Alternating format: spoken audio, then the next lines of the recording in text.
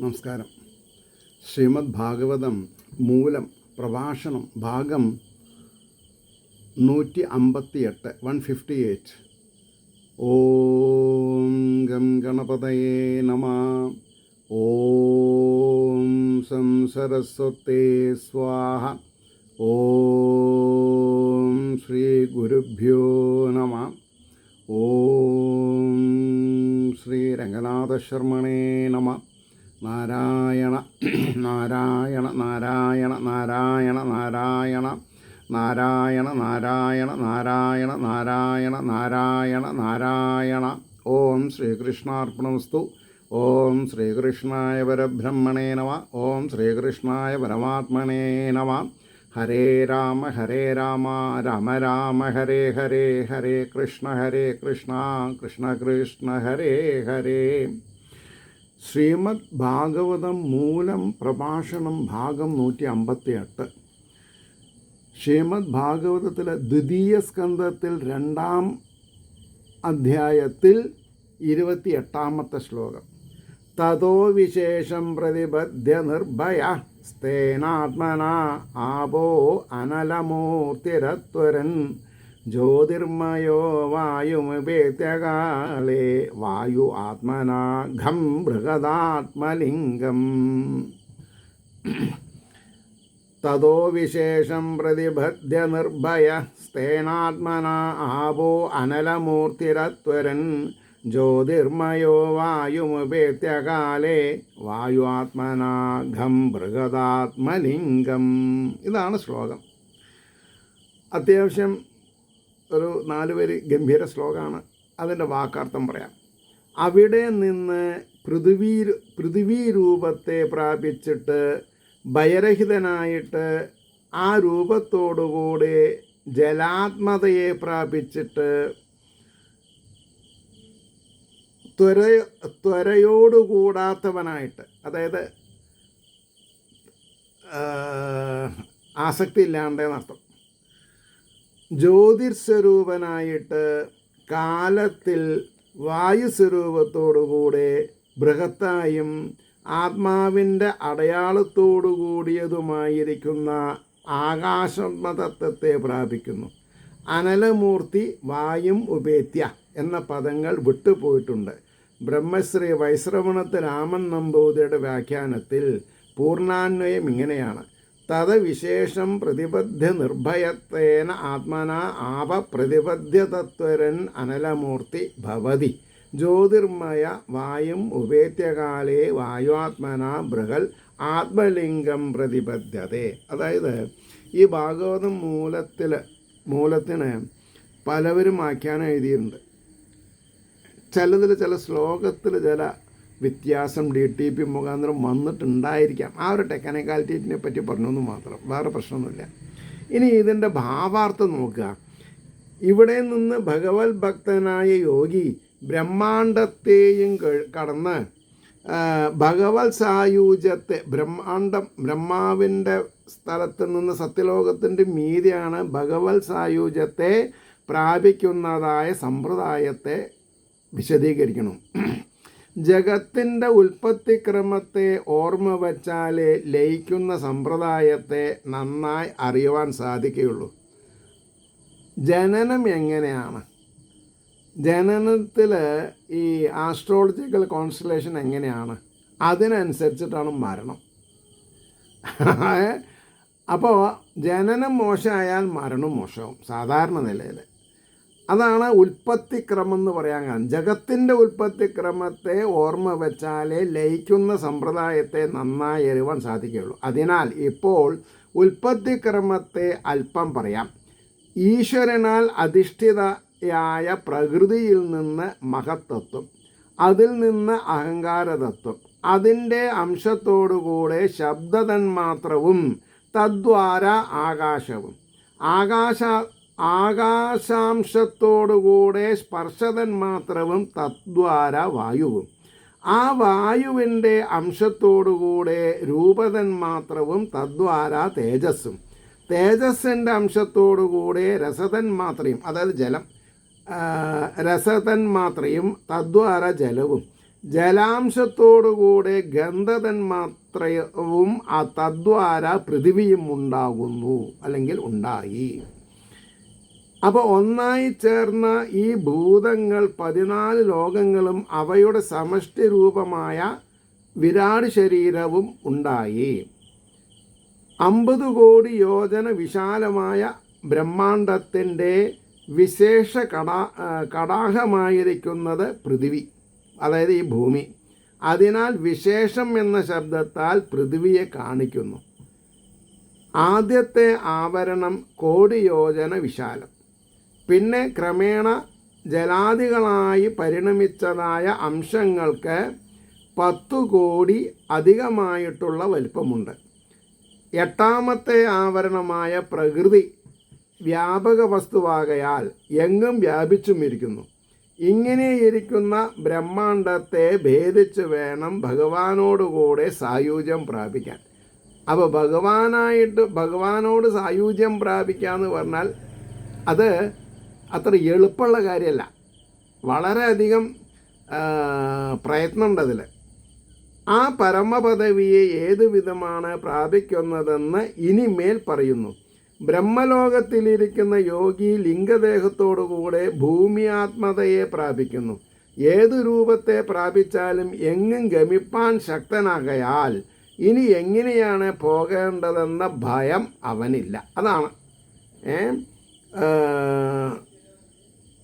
ആ ഭൂമി രൂപത്തോടുകൂടി ജലാത്മതയെ പ്രാപിക്കുന്നു. പിന്നെ അതോടുകൂടെ അഗ്നിയാത്മതയെയും അതോടുകൂടെ വായുവാത്മതയെയും അതോടുകൂടെ ശബ്ദലക്ഷണമായിരിക്കുന്ന ആകാശാത്മതയെയും പ്രാപിക്കുന്നു. ഈ ഓരോ അവസ്ഥയിലും ഖേദം, ദാഹം മുതലായ ദോഷങ്ങൾ അവനെ ബാധിക്കുകയില്ല. വിശപ്പും ദാഹം ഉണ്ടാവില്ല. അതിനാൽ അതാത് അവസ്ഥയിലുള്ള ഭോഗങ്ങളെ യഥേഷ്ടം അനുഭവിച്ചുകൊണ്ട് ബദ്ധപ്പാടില്ലാതെ മറ്റോരോ നിലയിലേക്ക് കടക്കുകയാണ് ചെയ്യണത്. അതായത് there is no hurry for anything. മനസ്സിലായില്ലേ? വളരെ എന്താണ് പറയുക, സൂക്ഷ്മമായിട്ടുള്ള പ്രതിജ്ഞാബന്ധം. എന്താ പ്രതിജ്ഞാബന്ധം? എങ്ങനെ നമ്മുടെ ആത്മാവിനെ നമ്മൾക്ക് ക്രോഡീകരിക്കാൻ സാധിക്കും, അതിനനുസരിച്ചിട്ടാണ് അതിൻ്റെ ഫലത്തെ പറ്റി പറയുന്നത്. അപ്പോൾ ഇനി 29ാമത്തെ ശ്ലോകം നോക്കാം. ഘ്രാണേന ഗന്ധം രസനേന വൈരസം രൂപം തു ദൃഷ്ട്യാ ശ്വസനം ത്വചൈവ ശ്രോത്രേണ ച ഉപേത്യ നഭോ ഗുണത്വം പ്രാണേന ചാകൂതിമുപൈതി യോഗി. എന്താ പറഞ്ഞത്? ഘ്രാണേന ഗന്ധം രസനേന വൈരസം രൂപം തു ദൃഷ്ട്യാ ശ്വസനം ത്വചൈവാം ശ്രോത്രേണ ചേ ഉപേത്യ നഭോ ഗുണത്വം പ്രാണേന ആകൂതിമുപൈതി യോഗി. ഘ്രാണം കൊണ്ട്, അതായത് വാസനിച്ചുകൊണ്ട് ഗന്ധത്തെയും രസനം കൊണ്ട് രസത്തെയും ദൃഷ്ടി കൊണ്ട് രൂപത്തെയും ത്വക്ക് തന്നെ സ്പർശത്തെയും ശ്രോത്രം കൊണ്ട് നഭോഗുണത്വം, ശ്രോത്രം കൊണ്ട് അതായത് ശ്വസനം സ്പർശത്തെയും ശ്രോത്രം കൊണ്ട് ശബ്ദാത്മകതയെയും പ്രാപിച്ചിട്ട് ഇന്ദ്രിയം കൊണ്ട് ക്രിയയെ യോഗിയായ പുരുഷൻ പ്രാപിക്കുന്നു. യോഗിയായ പുരുഷൻ.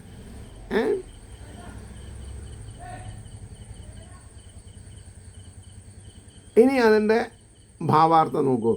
ഇന്ദ്രിയങ്ങളുടെ വിഷയങ്ങളായിരിക്കുന്ന സൂക്ഷ്മഭൂതങ്ങളെ ഏത് വിധമാണ് യോഗി അതിക്രമിക്കുന്നത്, ഉപരി പോകുന്നത് എന്ന് പറയുന്നു. ഘ്രാണേന്ദ്രിയത്തിൽ കൂടെ ഗന്ധത്തെയും രസനേന്ദ്രിയത്തിൽ കൂടെ രസത്തെയും നേത്രേന്ദ്രിയത്തിൽ കൂടെ രൂപത്തെയും ത്വക്കിന്ദ്രിയത്തിൽ കൂടെ സ്പർശത്തെയും ശ്രോത്രേന്ദ്രിയത്തിൽ കൂടെ ശബ്ദത്തെയും അതിക്രമിച്ചിട്ട് അതാത് ഇന്ദ്രിയങ്ങൾ കൊണ്ട് അതാത് പ്രവൃത്തിയെ നിർവഹിക്കുന്നു എന്ന് പറഞ്ഞു. 30ാമത്തെ ശ്ലോകം. സഭൂതസൂക്ഷ്മേന്ദ്രിയ സന്നികർഷം മനോമയം ദേവമയം വികാര്യം സംസാദഗത്യാ സഹതേന യാതി വിജ്ഞാനതത്വം ഗുണസന്നിരോധം സഭൂതസൂക്ഷ്മേന്ദ്രിയസന്നികർഷം മനോമയം ദേവമയം വികാര്യം സംസാദഗത്യാ സഹതേന യാതി വിജ്ഞാനതത്വം ഗുണസന്നിരോധം. അവൻ ആരെ? യോഗി ഭൂതസൂക്ഷ്മങ്ങളുടെയും ഇന്ദ്രിയങ്ങളുടെയും ലയനസ്ഥാനമായും മനോമയമായും ദേവമയമായിരിക്കുന്ന അഹങ്കാരത്തെ പ്രാപിച്ചിട്ട് അതോടുകൂടിയുള്ള ഗതി കൊണ്ട്, അതോടുകൂടിയിട്ടുള്ള യാത്ര കൊണ്ട് ഗുണങ്ങളുടെ ലയനസ്ഥാനമായിരിക്കുന്ന മഹത്വത്വത്തെ പ്രാപിക്കുന്നു. യോഗി മഹത്വത്വത്തെ പ്രാപിക്കുന്നു. അതിൻ്റെ ഭാവാർത്ഥം സ്ഥൂലഭൂതങ്ങളെയും സൂക്ഷ്മഭൂതങ്ങളെയും കടക്കുന്ന സമ്പ്രദായം പറഞ്ഞതിൽ പിന്നെ അതാകുന്ന ആവരണത്തോടുകൂടിയ അഹങ്കാരതത്വത്തെയും അത് തദ്വാര മഹത്വാദി പ്രാപ്തിയെയും കാണിക്കുന്നു. ആ യോഗി സൂക്ഷ്മഭൂതങ്ങളെ കടന്നിട്ട് അഹങ്കാരതത്വത്തെ പ്രാപിക്കുന്നു. അഹങ്കാരം താമസം രാജസം സാത്വികം എന്ന് 3 വിധത്തിലുണ്ട്. അഹങ്കാരം എങ്ങനെയാണെന്നാണ് പറഞ്ഞത്?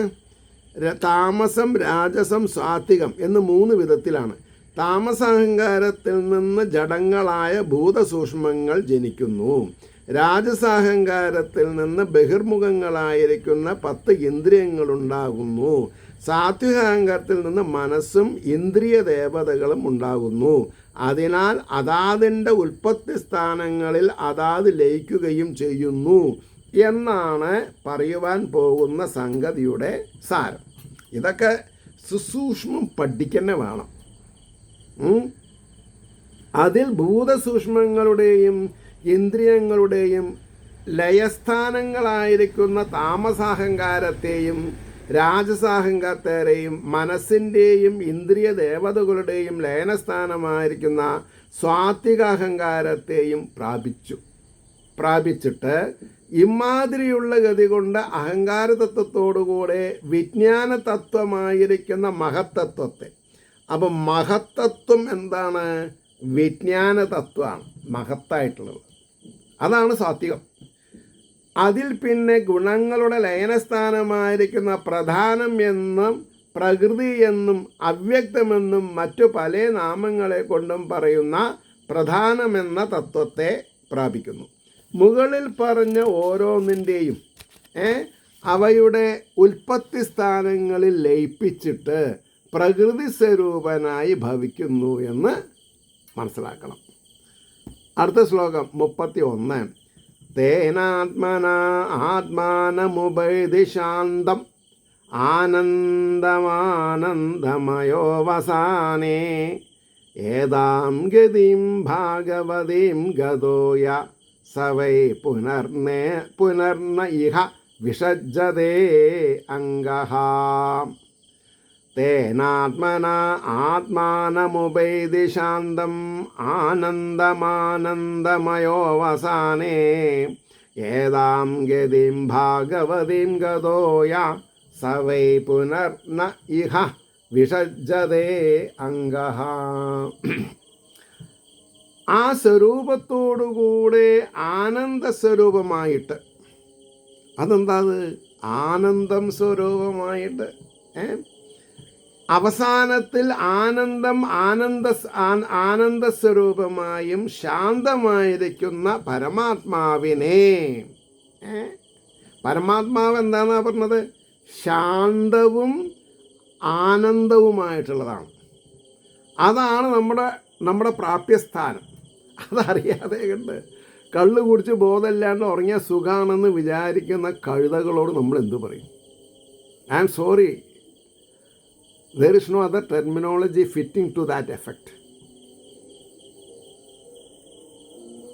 കഴുതകളെന്ന് പറയാൻ കാരണം ഉപ്പ് കൊണ്ടുപോകുമ്പോൾ വെള്ളത്തിൽ ഒരു ദിവസം യാദൃശ്ചികമായിട്ട് താണു, അപ്പം ഘനം ഗമ്യമായിട്ട് തോന്നി, പിന്നെ അതൊരു ശീലാക്കി.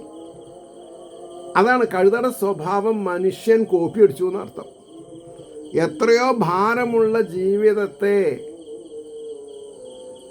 ഹോട്ട് ഡ്രിങ്ക്സ് കഴിച്ചിട്ട് അല്ലെങ്കിൽ കെമിക്കൽ എഫക്റ്റ് ഉണ്ടാക്കുന്ന ഡ്രഗ്സൊക്കെ അടിച്ച് പൂസായാൽ ദുഃഖങ്ങളെ മറക്കാം എന്ന തെറ്റായ നിഗമനത്തിലെത്തി കഴുതയെ പോലെ.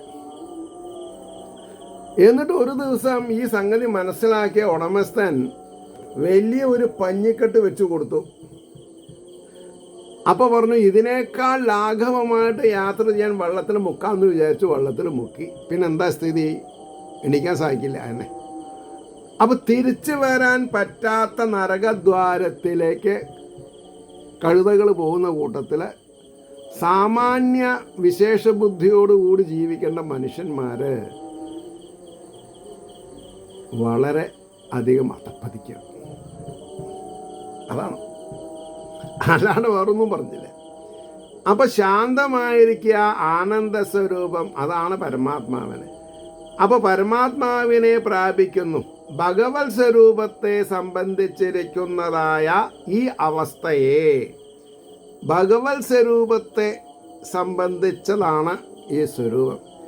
അപ്പോൾ ഒരു വ്യക്തിക്ക് ഭാഗവതം പഠിച്ചിട്ടും ശാന്തതയും ആനന്ദ സ്വരൂപവും ഉണ്ടാവണില്ലെങ്കിൽ അതിനെന്താ അർത്ഥം?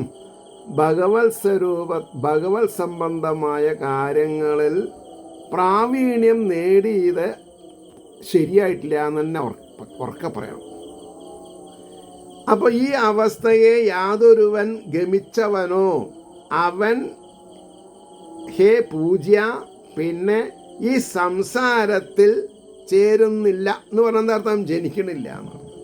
അപ്പം സംസാരത്തിൽ ജനിക്കാതെ കണ്ടിരിക്കണം എന്നുണ്ടെങ്കിൽ, മോക്ഷം കിട്ടണമെന്നുണ്ടെങ്കിൽ കുറച്ച് ബുദ്ധിമുട്ടണം. It is not easy. ഇനി അതിൻ്റെ ഭാവാർത്ഥം നോക്കുക. ഹേ രാജാവേ, പ്രധാനമെന്ന തത്വമായി ഭവിച്ചിരിക്കുന്ന ആ യോഗി ആ തത്വസ്വരൂപത്തോടുകൂടെ ആനന്ദമയനായിട്ടും ഇങ്ങനെ എല്ലാ ഉപാധികളെയും കടന്നിട്ട് ഉപാധിരഹിതനും ഘനമായിരിക്കുന്ന പരമാത്മാവായിട്ടും ഭവിക്കുന്നു. പരമാത്മാവായിട്ട് ഭവിക്കുന്നു. ഈ അഹം ബ്രഹ്മാസ്മി എന്ന് പറഞ്ഞാൽ മനസ്സിലാവാത്തവളോടെ പരമാനന്ദ സ്വരൂപനായി എന്ന് പറഞ്ഞാൽ എങ്ങനെ മനസ്സിലാവുക? ഇത് തന്നെയാകുന്നു ഭഗവത് പ്രാപ്തി എന്ന മോക്ഷം. There is nothing else. ഇതാണ് ഭഗവത് പ്രാപ്തി. മനസ്സിലായില്ലേ? ഈ നിലയെ പ്രാപിച്ചവൻ പിന്നെ ജനന മരണങ്ങളോട് കൂടിയായിരിക്കുന്ന സംസാരത്തെ പ്രാപിക്കുന്നില്ല. പുനരാവർത്തി ഉണ്ടാവണില്ല എന്നർത്ഥം. അവന് പിന്നെ ആവൃത്തിയില്ല എന്നുള്ള ശ്രുതിവാക്യത്തെ ഈ വിധം വിവരിച്ചിരിക്കുന്നു. ഇനി 32-ാമത്തെ ശ്ലോകം. ഏതേ ശ്രുതീതേ നൃപദേവഗീതേ ത്വയാഭിപൃഷ്ടേ ഹസനാദനേ ച യേ വൈ പുരാ ബ്രഹ്മണ ആഹ പൃഷ്ഠ ആരാധിതോ ഭഗവാൻ വാസുദേവാ. ഏതേ ശ്രുതീതേ നൃപവേദഗീതേ ത്വയാഭിപൃഷ്ടേ സനാതനേ ച യേ വൈ പുരാ ബ്രഹ്മണ ആഹ പൃഷ്ട ആരാധിതോ ഭഗവാൻ വാസുദേവാ. ഹേ രാജാവേ, അതായത് പരീക്ഷിത രാജാവിനെ ശുകബ്രഹ്മർഷി സംബോധന ചെയ്യണു. വേദത്തിൽ പറയപ്പെട്ടവയും നിന്നാൽ ചോദിക്കപ്പെട്ടവയും എല്ലാ കാലത്തുള്ളവയുമായ ഈ 2 മാർഗങ്ങൾ ഇവിടെ പറയപ്പെട്ടു. യാതൊന്നുകൾ പണ്ട് പൂജിക്കപ്പെട്ട ഭഗവാനായ വാസുദേവൻ ചോദിക്കപ്പെട്ടവനായിട്ട് ബ്രഹ്മാവിനായി കൊണ്ട് പറഞ്ഞു. ഈ ഒരു കാര്യം ബ്രഹ്മാവിൻ്റെ ചോദ്യത്തിന് ഉത്തരമായിട്ട് മഹാവിഷ്ണു പറഞ്ഞിട്ടുണ്ട് എന്നാണ് പറഞ്ഞത്. ഹേ രാജാവേ, സദ്യോമുക്തി ക്രമമുക്തി എന്നീ 2 വിധ ഗതികളെ, സദ്യോമുക്തി ക്രമമുക്തി, അറിയിക്കണമെന്ന് അങ്ങ് ചോദിച്ചതിനെ ഞാനിവിടെ പറഞ്ഞു. ഇത് രണ്ടും വേദത്തിൽ പറയപ്പെട്ടവയും ഏതു കാലത്തും ഉള്ളവയാകുന്നു. ഈ മാർഗങ്ങളെ ഭഗവാൻ ശ്രീ വാസുദേവൻ ബ്രഹ്മാവിനാൽ ചോദിക്കപ്പെട്ടപ്പോൾ ആദ്യകാലത്ത് ഉപദേശിച്ചിരുന്നു. എൻ്റെ അഭിപ്രായമല്ല, ഭഗവാൻ തന്നെ പറഞ്ഞിട്ടുള്ളതാണ്. അപ്പം ഭഗവാൻ പറഞ്ഞിട്ടുള്ള തത്വങ്ങൾ നമ്മൾ മനസ്സിലാക്കിയിട്ടില്ലെങ്കിൽ പിന്നെ വല്ലതും പറഞ്ഞിട്ട് കാര്യമുണ്ടോ? 33-ാമത്തെ ശ്ലോകം കേൾക്കുക. ന ഹ്യതോ അന്യ ശിവപന്ഥാ വിശദ സംസൃതാവിഹ വാസുദേവേ ഭഗവതി ഭക്തിയോഗോ യതോ ഭവേത്. ന ഹ്യതോ അന്യ ശിവപന്ഥാ വിശദ സംസൃതാവിഹ വാസുദേവേ ഭഗവതി ഭക്തിയോഗോ യഥോ ഭവേത്. യാതൊന്നിനാൽ ഭഗവാനായ വാസുദേവനിൽ ഭക്തിയോഗം ഭവിക്കുമോ, ഇതിനേക്കാൾ സുഖരൂപമായ മാർഗം സംസാരത്തിൽ പ്രവേശിച്ചവന് ഇല്ല. സംസാരത്തിൽ പ്രവേശിച്ചവന് ഇത്ര സുഖസ്വരൂപമായ വേറൊന്നുമില്ല. ആനന്ദം, പരമാനന്ദം, സച്ചിദാനന്ദം. അപ്പോൾ അതിൻ്റെ ഭാവാർത്ഥം, ജനന മരണത്തിന് അധീനനായിരിക്കുന്ന പുരുഷന്, ജനന മരണത്തിന് അധീനനായിരിക്കുന്ന പുരുഷൻ ജനന മരണങ്ങൾക്ക് അതീതനാവണം. അതാണ് ഈ മോക്ഷം. അപ്പോൾ തപസ്, യോഗം എന്നിങ്ങനെ മോക്ഷമാർഗങ്ങൾ അനേകമുണ്ട്. അവയിൽ വെച്ച് നല്ലത് ഈ മാർഗമാണെന്ന് ഉപദേശിക്കുന്നു. യാതൊന്നിനെ അനുഷ്ഠിക്കുന്നത് കൊണ്ട് ജ്ഞാനാദികളായ ഐശ്വര്യങ്ങൾ നിറഞ്ഞിരിക്കുന്ന വാസുദേവനിൽ പരമപ്രേമലക്ഷണമായ ഭക്തിയോഗം സിദ്ധിക്കുമോ? അതിനേക്കാൾ നല്ലതായ മാർഗം സംസാരത്തിൽ പ്രവേശിച്ചിരിക്കുന്ന പുരുഷന് അനുഷ്ഠാനയോഗ്യമായിട്ട് മറ്റൊന്നുമില്ല, ഭക്തിയോഗം. അടുത്ത ശ്ലോകം 34. ഭഗവാൻ ബ്രഹ്മകാർഷ്ണ്യേന ത്രിരന്വീക്ഷ്യമനീഷയാ തദധ്യവസ്യത് കൂടസ്ഥോ രതി ആത്മന്യതോ ഭവേത്. കൂടസ്ഥൻ, അവരവരുടെ ഉള്ളിൽ മറിഞ്ഞിരിക്കണവൻ. കൂടസ്ഥൻ, നിർവികാരനായിട്ട് എന്നും അർത്ഥം പറയും. നിർവികാരനാണ്. നമ്മൾ വികാരം കൊണ്ട് യാതൊരു കാര്യമില്ല. അപ്പോൾ ഭഗവാൻ കാർഷ്ണ്യേന ത്രിരന്വീക്ഷ്യമനീഷയാ തദധ്യവസ്യത് കൂടസ്ഥോ രതി ആത്മന്യതോ ഭവേത്. ആത്മാവിൽ രതി ഉണ്ടായാൽ രക്ഷപ്പെട്ടു. ആത്മാവിൽ രതി ഉണ്ടായിട്ടില്ല, ശരീരത്തിലാണ് രതി ഉണ്ടായത് വെച്ചാൽ പോക്കാണ്. Useless, nothing to say. അപ്പോൾ വേദത്തെ 3 പരിവൃത്തി പരിശോധിച്ചിട്ട് ഏതൊന്നിൽ നിന്ന് ആത്മാവായ ഹരിയിൽ പരമപ്രേമം ഭവിക്കുമോ അതിനെ നിശ്ചയിച്ചു. ഹരിയിൽ പ്രേമമില്ലെങ്കിൽ പിന്നെ ഒരു കാര്യമില്ല. ഹരിയല്ല, ഹരിയിൽ. എന്തുകൊണ്ടാണ് ഇതിനേക്കാൾ നല്ല മാർഗം അന്യമായിട്ടില്ലെന്ന് പറഞ്ഞത് എന്നുള്ളതിന് സമാധാനം, ഡിസ്ക്രിപ്ഷൻ. ബ്രഹ്മാവ് ഏകാഗ്രചിത്തനായിരുന്നിട്ട് സ്വബുദ്ധി കൊണ്ട് വേദത്തെ മുഴുവനും 3 വട്ടം പരിശോധിച്ചിട്ട് സർവാത്മസ്വരൂപനായിരിക്കുന്ന ശ്രീഹരിയിൽ പരമപ്രേമം ജനിപ്പാൻ ഉപകരിക്കുന്നതായ മാർഗം യാതെന്നോ അത് തന്നെ ഉത്കൃഷ്ടമായ കർമ്മം എന്ന് തീർച്ചപ്പെടുത്തി. അപ്പോൾ ഭക്തിയോഗത്തെ ബീറ്റ് ചെയ്യാൻ വേറെ ഒന്നിനും സാധിക്കില്ല. അടുത്ത ശ്ലോകം 35. ഭഗവാൻ സർവഭൂതേഷു ലക്ഷിത സ്വ ആത്മനാ ഹരി ദൃശ്യേർബുദ്ധ്യാദിഭിദ്രഷ്ടാലക്ഷണേരനുമാപകൈ. വളരെ ഇമ്പോർട്ടൻ്റ് ആണ് ഇത്, മറ്റുള്ളത് ഇമ്പോർട്ടൻ്റ് അല്ല എന്നല്ല പറഞ്ഞത്. ഭഗവാൻ സർവഭൂതേഷു ലക്ഷിത സ്വ ആത്മനാ ഹരി ദൃശ്യേർബുദ്ധ്യാദിഭിർദ്രഷ്ട ലക്ഷണൈരനുമാപകൈ.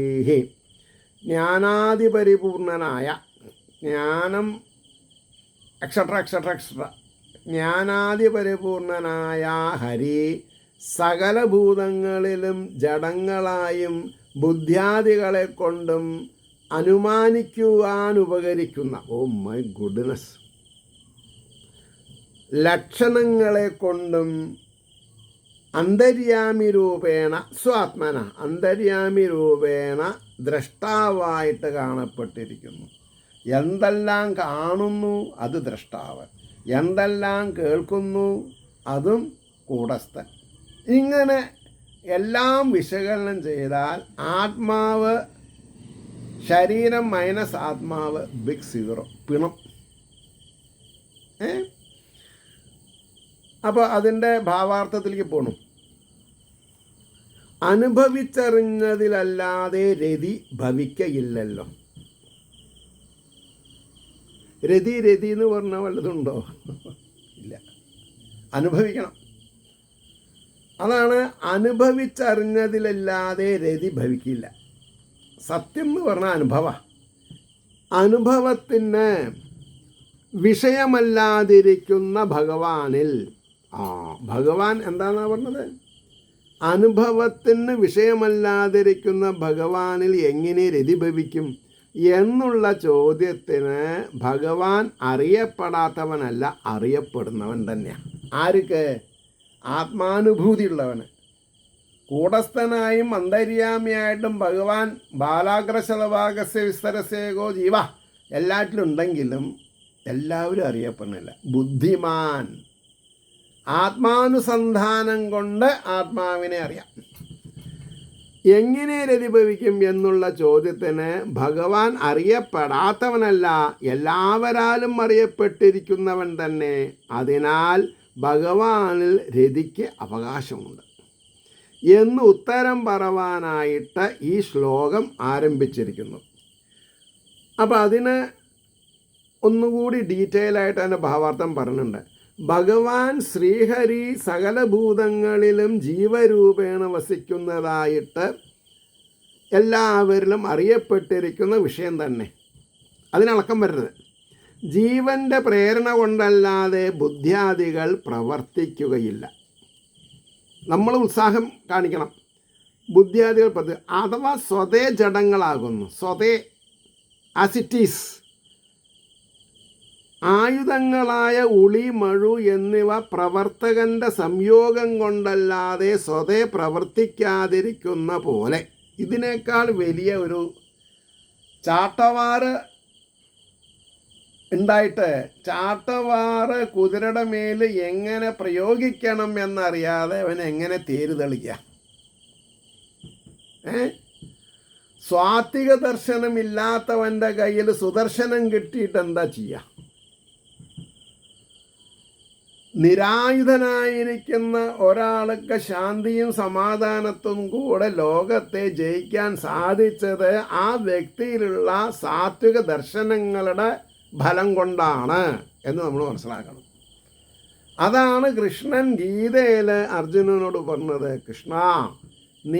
അർജുന, കൃഷ്ണൻ പറഞ്ഞു, അർജുന, നീ നിൻ്റെ ഉള്ളിലുള്ള കാമക്രോധ മത മത്സര ലോഭ ഭയാദികളാകുന്ന ഷഡ്വൈരികളെ വധിക്കേ. ദുര്യോധനയും മറ്റുള്ളവരേനൊക്കെ വധിക്കാൻ ആൾ വേറെയുണ്ട്. നീ വെറുതെ ആംഗ്യം കാണിച്ചാൽ മതിയെന്നാ. നിനക്ക് ആംഗ്യം കാണിക്കാൻ ഒരു സന്ദർഭം, അത് എക്സിക്യൂട്ട് ചെയ്യണത് പരമശിവനാണെന്ന് നീ മനസ്സിലാക്കണം എന്ന് പറയുന്നൊരു ഭാഗമുണ്ട് മഹാഭാരതത്തിൽ. നമുക്ക് ആർക്കും ആരെയും വധിക്കാൻ പറ്റില്ല. എന്നാൽ വ്യവഹാര ദിശയിൽ പിന്നിന്ന് കുത്തിയിട്ടും മുമ്പിന്ന് കുത്തിയിട്ടും നമ്മൾ മരിക്കുന്നുണ്ട്. അത് ശരീരമാണ് മരിക്കണത്, ആത്മാവല്ല. അതിന് കാരണം ആ വ്യക്തി എത്ര ദിവസം ശ്വാസം എടുക്കണമെന്ന് എഴുതി വെച്ചിട്ടുണ്ട്. അത് അയാളുടെ മുൻജന്മ കർമ്മഫലം കൊണ്ടാണ് ആ ഡേറ്റ് ഫിക്സ് ആവുന്നത്. അപ്പോൾ ആയുധങ്ങളായ ഉളി, മഴു എന്നിവ പ്രവർത്തകൻ്റെ സംയോഗം കൊണ്ടല്ലാതെ സ്വതേ പ്രവർത്തിക്കാതിരിക്കുന്നത് പോലെ ബുദ്ധ്യാദികൾ ജീവപ്രേരണ കൊണ്ടല്ലാതെ കണ്ട് അതാത് വിഷയങ്ങളിൽ പ്രവർത്തിക്കുകയില്ല. ഈ സംഗതി തന്നെ രണ്ടു വിധത്തിൽ ഉറപ്പിക്കുന്നു. സ്വപ്രകാശസ്വരൂപനായ ദ്രഷ്ടാവിനെ കൂടാതെ,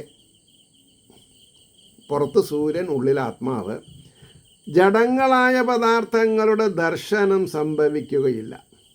അപ്പോൾ ജ്ഞാനവും സ്വാതന്ത്ര്യവുമുള്ള ദ്രഷ്ടാവാണ് ജഡങ്ങളും അസ്വതന്ത്രങ്ങളുമായ ഘടാദി പദാർത്ഥങ്ങളെ കാണുന്നവൻ. അതുപോലെ ജഡങ്ങളായ നേത്രാദീന്ദ്രിയങ്ങളും ബുദ്ധ്യാദികളും ദർശനാദി വ്യാപാരങ്ങളെ നടത്തുന്നത് ജീവൻ്റെ ചേർച്ച കൊണ്ടാണ് എന്നുള്ള ചിന്തയാൽ ജീവചൈതന്യം ഏവർക്കും അനുഭവ വിഷയം തന്നെ. തർക്കമില്ല കാര്യത്തിൽ. കർത്താവിനാൽ പ്രയോഗിക്കപ്പെടുവാൻ യോഗ്യങ്ങളാണ് കാര്യങ്ങൾ. കർത്താവ് സ്വതന്ത്രനുമാണ്. അതിനാൽ സ്വതന്ത്രനായ ഈശ്വരൻ്റെ സാന്നിധ്യം ബുദ്ധ്യാതീന്ദ്രിയങ്ങളിൽ ഉള്ളതുകൊണ്ട് അവ സ്വവ്യാപാരങ്ങളെ നിർവഹിക്കുന്നുവെന്ന് അനുമാനിക്കുവാൻ ഉപകരിക്കുന്ന ലക്ഷണമുള്ളതുകൊണ്ട് ശ്രീഹരി സർവരാലും അറിയപ്പെട്ടവൻ തന്നെ. അവനിൽ രതിയുണ്ടാകാൻ അവകാശമുണ്ട് എന്ന് അത് പ്രസ്താവിച്ചുകൊണ്ട് ഇനി ഈ അധ്യായത്തിൽ ദ്വിതീയ സ്കന്ധത്തിലെ 2-ാം അധ്യായത്തിലെ അവസാനത്തെ ശ്ലോകം 36-12 നമുക്ക് സമർപ്പിക്കാം. തസ്മാൽ സർവാത്മനാ രാജൻ ഹരി സർവത്ര സർവദാ ശ്രോതവ്യ കീർത്തേതവ്യശ്ച സമർത്ഥവ്യോ ഭഗവാൻ നൃണാം. ഉറപ്പാണെന്നാണ് പറഞ്ഞത്. തസ്മാൽ സർവാത്മനാ രാജൻ ഹരി സർവത്ര സർവദാ ശ്രോതവ്യ കീർത്തിതവ്യശ്ച സമർത്ഥവ്യോ ഭഗവാൻ നൃണാം. അതിൻ്റെ വാക്കാർത്ഥം അത് ഹേതുവായിട്ട്, ഏത് ഹേതുവായിട്ട്? മുൻ പറഞ്ഞ ശ്ലോകത്തിലത്തെ അർത്ഥം ഹേതുവായിട്ട്, ഹേ രാജാവേ, എല്ലായ്പ്പോഴും എല്ലാ കാര്യങ്ങളിലും മനുഷ്യർക്ക് നൃണാം, കേൾക്കപ്പെടുവാൻ യോഗ്യനും കീർത്തിക്കപ്പെടുവാൻ യോഗ്യനും സ്മരിക്കപ്പെടുവാൻ യോഗ്യനുമായവൻ സർവഭാവനയെയും ഭഗവാനായ ഹരിയാകുന്നു. ഹരി എന്നുള്ളതിൽ നിന്ന് വേറൊരാളില്ല മോക്ഷം തരാൻ. അപ്പോൾ 37-ാമത്തെ ഒരു ശ്ലോകം കൂടി ഉണ്ട് കേട്ടോ. അപ്പോൾ നമ്മൾ 36 സംസാരിക്കുന്നത്. ശ്രോതവ്യാധികളെക്കുറിച്ചുണ്ടായ ചോദ്യത്തിന് പറയുന്നതായ ഉത്തരത്തെ ഉപസംഹരിക്കണം. അതുകൊണ്ട് ഹേ രാജൻ, മനുഷ്യർ എല്ലാ കർമ്മങ്ങളിലും എല്ലായ്പ്പോഴും സർവാത്മഭാവത്തോടുകൂടെ കേൾക്കേണ്ടതും കീർത്തിക്കേണ്ടതും സ്മരിക്കേണ്ടതും ശ്രീ ഭഗവാന ഹരി എന്ന് ഹരിയെക്കുറിച്ച് തന്നെയാകുന്നു, വേറെ ആളേനും. ഇതൊക്കെ മനസ്സിലായാൽ ശബരിമലയിൽ തിരക്ക് കമ്മിയാവും. തിരുപ്പതിയിൽ, പഴനിയിൽ, എല്ലാ സ്ഥലത്തും ഗുരുവാർക്കും പോവില്ല ആൾക്കാർ. ശ്രീഹരി മനസ്സിലാണ് എന്ന് മനസ്സിലാക്കി കഴിഞ്ഞാൽ പിന്നെ കഴിഞ്ഞു കാര്യങ്ങൾ. പിന്നെ ഭഗവതി ക്ഷേത്രങ്ങളിൽ ഗുരുതി നടക്കില്ല. കാരണം എന്താ? ശ്രീഹരിയാണ് യോഗ്യെന്ന് നമ്മൾ മനസ്സിലാക്കണം. ഇനി 37-ാമത്തെ ശ്ലോകം. ബിബന്തിയേ ഭഗവത ആത്മനഃ സദാം കഥാമൃതം ശ്രവണപുടേഷു സംവൃതം പുനന്തിതേ വിഷയവിദൂഷിതാശയം പ്രവ്രജന്തി തശ്ചരണസരോരുഹാന്തികം. ബിബന്തി കുടിക്കുക, കള്ളല്ല. ഭഗവത ആത്മനഃ സദാം കഥാമൃതം ശ്രവണപുടേഷു സംവൃതം പുനന്തിതേ വിഷയവിദൂഷിതാശയം വ്രജന്തി തശ്ചരണസരോരുഹാന്തികം. യാതൊരുത്തൻ സത്തുക്കളുടെ ആത്മാവായിട്ട് വിളങ്ങുന്ന ഭഗവാന്റെ കഥയാകുന്ന അമൃതത്തെ ശ്രവണപുടങ്ങളിൽ നിറച്ചിട്ട് പാനം ചെയ്യുന്നുവോ അവർ വിഷയങ്ങളാൽ ഏറ്റവും ദുഷിപ്പിക്കപ്പെട്ടിരിക്കുന്ന അന്ധക്കരണത്തെ, മനസ്സ്, ചിത്ത, അഹങ്കാരം, ബുദ്ധി പരിശുദ്ധമാക്കുന്നു. അവൻ്റെ ചരണാരവിന്ദ സമീപത്തെ പ്രാപിക്കുന്നു. ആരുടെ ചരണാരവിന്ദത്തെ? ശ്രീഹരിയുടെ ചരണാരവിന്ദ സമീപത്തെ പ്രാപിക്കണു എന്നർത്ഥമായി. അതിൻ്റെ ഭാവാർത്ഥം, ശ്രീഹരികഥാശ്രവണാദിഫലത്തെ അഭിനന്ദിച്ചും കൊണ്ട് പറയുന്നു. സത്തുക്കളുടെ ഹൃദയാന്തർഭാഗത്തിൽ, സത്തുക്കളുടെ സാത്വിക ഗുണനിധികളുടെ ഹൃദയാന്തർഭാഗത്തിൽ ആത്മസ്വരൂപമായിട്ട് പ്രകാശിച്ചു കൊണ്ടിരിക്കുന്ന ഭഗവാന്റെ കഥയാകുന്ന അമൃതത്തെ ശ്രവണപുടങ്ങളിൽ നിറച്ചിട്ട് യാതൊരുത്തൻ സേവിക്കുന്നുവോ അവർ വിഷയവാസനകളാൽ ദുഷിച്ചിരിക്കുന്ന അവരുടെ അന്ധകരണത്തെ പരിശുദ്ധമാക്കിയിട്ട് ജന്മാവസാനത്തിൽ ശ്രീഹരിയുടെ പാതാരവിന്ദ സമീപത്തിൽ ചെന്ന് ചേരുന്നു. എല്ലാവരുടെ ഹൃദയാന്തർഭാഗത്തിൽ ആത്മാവായിട്ടിരിക്കുന്ന ഭഗവാനെ അറിഞ്ഞവർ സത്തുക്കൾ മാത്രമായതുകൊണ്ട് സത്തുക്കളുടെ എന്ന് പറഞ്ഞു. സത്തുക്കൾ മാത്രമേ അറിയണുള്ളൂ, മറ്റുള്ളവർ അറിയണില്ല. അവിടെയാണ് പ്രശ്നം. ഇതരന്മാരുടെ ഹൃദയത്തിലെ ആത്മാവ് ഭഗവാനിൽ നിന്ന് അന്യമാണെന്ന ശങ്ക ജനിക്കരുത്. ഇതരന്മാരുടെ ഉള്ളിലും ഭഗവത് ചേതസ്സുണ്ട്, ചേതനുണ്ട്. പക്ഷേ അവർക്ക് മനസ്സിലാക്കാനുള്ള ഇൻ്റലിജൻസ് ഇല്ല. ഇതി ശ്രീമദ് ഭാഗവതേ മഹാപുരാണേ ദ്വിതീയസ്കന്ധേ തത്വധ്യാന നിരൂപണ പ്രകരണേ സ്ഥൂലധ്യാന നിരൂപണം നാമ ദ്വിതീയോധ്യായഃ. സർവത്ര ഗോവിന്ദനാമ സങ്കീർത്തനം. ഗോവിന്ദ ഗോവിന്ദ. ഏവർക്കും ശ്രീഹരിയുടെ പാദസ്മരണയെ നിലനിർത്താൻ കഴിയുമാറാകട്ടെ എന്ന് പ്രാർത്ഥിച്ചുകൊണ്ട് ലോകാസമസ്ത സുഖിനോ ഭവന്തു എന്ന അന്താരാഷ്ട്ര പ്രാർത്ഥനയിൽ എല്ലാവർക്കും രതി ഉണ്ടാവട്ടെ എന്നുകൂടി പ്രാർത്ഥിച്ചുകൊണ്ട് വാക്കുകൾ ചുരുക്കുന്നു. നമസ്കാരം. നാളെ കാണാം.